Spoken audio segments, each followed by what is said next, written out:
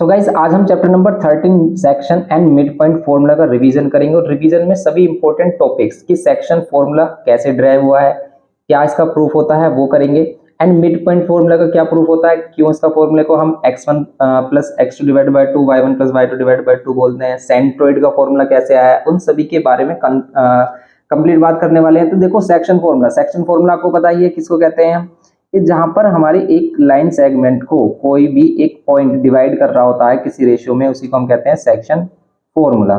तो section formula का क्या डेरिवेशन है, तो इसको देखने के लिए आपको हमारी 11th क्लास वाली सेक्शन फॉर्मूला की वीडियो देखनी होगी, उसका लिंक आपको डिस्क्रिप्शन बॉक्स में अटैच कर देंगे। उसमें हमने बताया कि सेक्शन फॉर्मूला का क्या डेरिवेशन है, उसको बार बार कराने से बस टाइम वेस्ट ही होने वाला है। इसलिए देखो सिंपली बच्चे याद कर लेते हैं और मोस्टली बच्चे लर्न करते हैं इसको कि भाई ऐसा होता है कि अगर ए और बी 2 पॉइंट्स है जिनके कोऑर्डिनेट्स x1 y1 और ये b पॉइंट्स है जिसके कोऑर्डिनेट्स x2 y2 हैं और इनको कोई पॉइंट p डिवाइड कर रहा है m1 m2 रेशियो में, तो हम क्या कर लेते हैं m1 x2, हम क्या कर लेते हैं m1 की मल्टीप्लाई x2 से, इसके लिए इस x और y की वैल्यू फाइंड करने के लिए। जो ये x होगा इसकी वैल्यू क्या होगी हमारी m1 x2 plus m2 x1 divide by m1 plus m2 के बराबर, एंड इस y की वैल्यू क्या होगी, इस y की वैल्यू क्या होगी m1 y2 plus m2 y1 divide by m1 plus m2 के बराबर। ये सेक्शन फॉर्मूला होता है। अब बच्चे कह रहे होंगे प्रूफ तो कराया नहीं है, तो प्रूफ आपको डिस्क्रिप्शन बॉक्स में लिंक मिलेगा, आप उसको देख सकते हो कि कैसे हमने इसका प्रूफ किया है। सिंपल ही प्रूफ है इसका, आप देख सकते हो।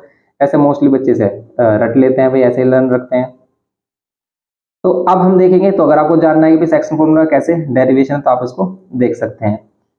अब हम बात करेंगे मिड पॉइंट फॉर्मूला कैसा है, कि अगर ये ही पॉइंट मतलब ये जो पॉइंट है P, ये m1 और m2 रेशियो में डिवाइड कर रहा है, अगर ये रेशियो 1:1 हो जाए, मीन्स ये इक्वल पार्ट हो जाए। देखो अगर ये इक्वल पार्ट है मीन्स ये भी 10 सेंटीमीटर हो जाए और ये भी पार्ट 10 सेंटीमीटर हो जाए, तो अगर हम इनकी सिंपलेस्ट वैल्यू फाइंड करेंगे तो 1:1 मिलेगी, वो 1:1 मिलेगी हमें x2 y2 और ये x1 y1। तब ये वाली जो वैल्यू हमारी x और y की वैल्यू ये क्या होगी, देखो 10 और 10 है, सिंप्लीफाई करेंगे रेशियो तो इनका 1:1 ही आएगा। रेशियो क्या होता है, सिंपलेस्ट फॉर्म होती है, टू वैल्यूज की सिंपलेस्ट फॉर्म होती है, तो 1:1। तो अगर ये मिड पॉइंट है तो इसको 2 इक्वल पार्ट्स में डिवाइड कर रहा होगा, तो ये रेशियो 1:1 आएगा।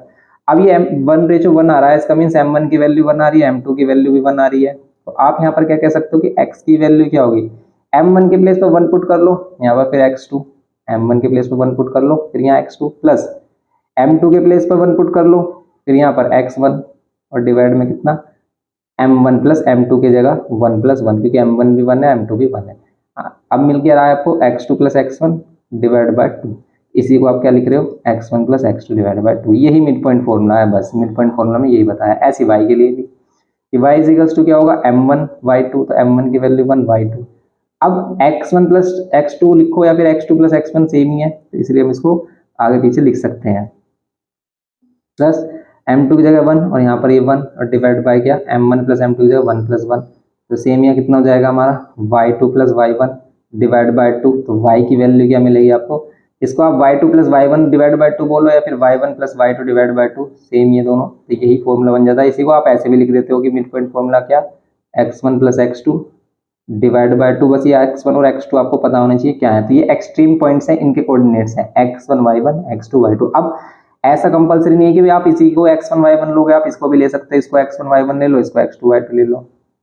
तो अगर आप इसको x1 लेते हो तो इसको y1 ही लेना पड़ेगा, ऐसा नहीं कि अगर x1 लोगे तो इसे y2 लोगे, नहीं, 1 1 एक साथ, 2 2 एक साथ, ये ध्यान रखना बस। और आप आगे पीछे किसी को भी x1 y1 x2 y2 late कर सकते हो, y1 plus y2 divide by 2।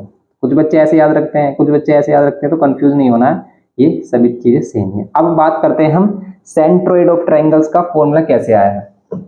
देखो सेंट्रोइड ऑफ ट्रायंगल का सेंट्रोइड होता है x1 plus x2 plus x3 divide by 3। ये भी है इस वाले चैप्टर में, ये भी है हमारा कि सेंट्रोइड ऑफ ट्रायंगल से coordinates of centroid, coordinates of centroid आता है हमारे पास।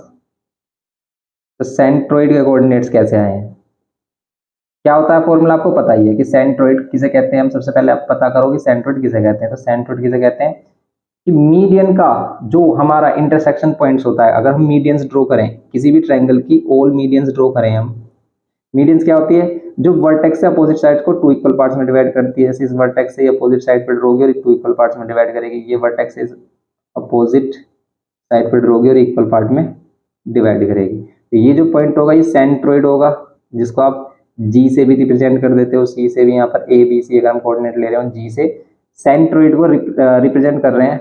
और ये कोऑर्डिनेट्स हमारे पास क्या है, x1 y1 लेट किया है इसको आप। अब देखो ये x1 y1 जरूरी नहीं कंपलसरी कि यही x1 y1 हो, आप इसे लेट कर लो, तो आप कहीं से भी स्टार्ट कर सकते हो x1 y1। तो इसको हमने x2 y2 लेट किया, इसको x3 y3 लेट किया।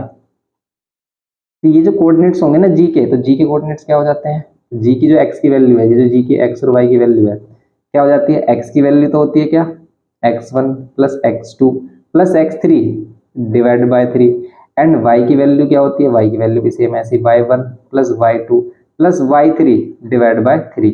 ये हो जाता है फॉर्मूला। इसी को आप यहाँ पर रख सकते हो x1 plus x2 plus x3 divide by 3, y1 plus y2 plus y3 divide by 3।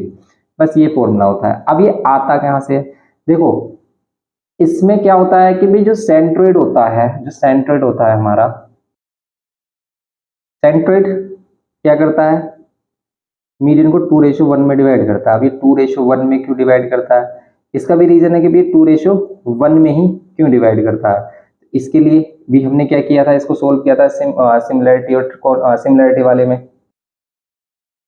अगर ये इसको 2:1 में डिवाइड करता है तो देखो वर्टेक्स वाला पार्ट 4 ये वाला 1 होता है, ऐसे 2:1 2:1। इसके लिए भी आप हमारे सिमिलरिटी वाली चैप्टर्स हैं उसको देख सकते हो, उसमें आपको क्लियर हो जाएगा कि 2:1 क्यों है यहाँ पर। तो अब हम यहाँ पर क्या करेंगे कि अगर ये 2:1 में डिवाइड कर रहा है और जी यहाँ पर क्या है, एक पॉइंट है। अब आप क्या ये सी पॉइंट फाइंड कर सकते हो, यस सी पॉइंट मिड, ये जो पॉइंट है डी, इसको हम मिड पॉइंट लेट कर लेते हैं। यहाँ पर हम लेट करते हैं, ये जो मिड पॉइंट है इसको हम डी लेट कर लेते हैं। अब इस डी पॉइंट के कोऑर्डिनेट्स आप फाइंड कर सकते हो कैसे, डी कोऑर्डिनेट्स क्या होंगे, ये x1 plus x2 divide by 2, लेकिन ये x2 और x3 है, तो सिंपली आप क्या कर सकते हो, x2 plus x3 divide by 2, और इसको y2 प्लस y3 और डिवाइड बाय 2।